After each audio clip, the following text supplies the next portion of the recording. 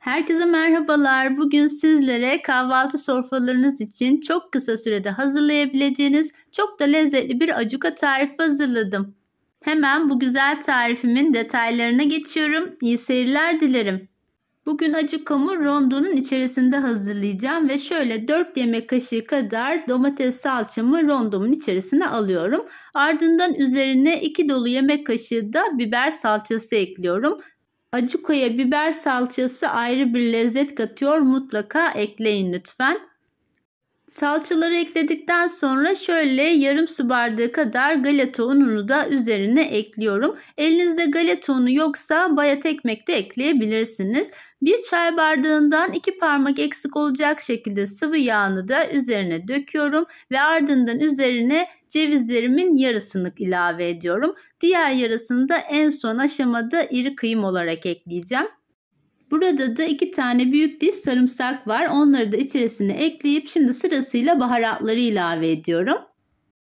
Acuka içerisine ilave edeceğiniz baharatlar tamamen sizin kendi tercihinize ve damak tadınıza göre değişebilir. Ben açıklama kısmında detaylıca miktarları yazdım. Sizlerin sevmediği ya da beğenmediği bir baharat varsa onları eklemeyebilirsiniz. Ya da sevdiğiniz bir baharat varsa da miktarını arttırabilirsiniz.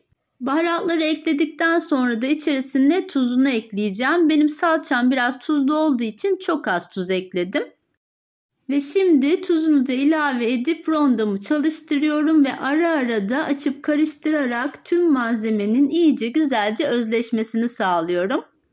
Evet, ara ara durdurarak tüm malzemeleri rondomun içerisinde karıştırdım ve şimdi acukamı ayrı bir kabın içerisine alacağım. Evet, hazır olan acukamı bir tabağın içerisine alarak şöyle kıvamını kontrol ettim ve bu aşamada içerisine biraz daha zeytinyağı ilave edeceğim. Ve kenara ayırmış olduğum cevizlerimi de yine bıçakla küçülttüm. Onları üzerine ekliyorum. Acuka'ya zeytinyağı çok yakışıyor. Bu aşamada yarım çay bardağı zeytinyağımı da yine ekliyorum ve tüm malzemeleri tekrar karıştırıyorum. Evet, artık acukam hazır. Dilerseniz servis aşamasında böyle bir dondurma kaşığı kullanarak servis tabağınıza alıp daha güzel böyle süslü bir servis yapabilirsiniz. Sizlere de fikir olması amacıyla bu servis şeklinde göstermek istedim. Hazırlamış olduğumuz acukanın miktarı fazla gelirse şöyle cam kavanoz içerisine alarak ve üzerine tekrar zeytinyağı gezdirerek uzun süre buzdolabında muhafaza edebilirsiniz. Ben yaklaşık 1 ay kadar böyle üzerine ara ara yine sıvı yağ ya da zeytinyağı koyarak muhafaza ediyorum. Sizler de bu şekilde buzdolabınızda uzun süre bu acukayı saklayabilirsiniz. Bugün sizlere evinizdeki malzemelerle kısa sürede hazırlayabileceğiniz hem pratik hem de çok lezzetli bir acuka tarifi sundum. Umarım bu tarifim sizlerin de hoşunuza gitmiştir.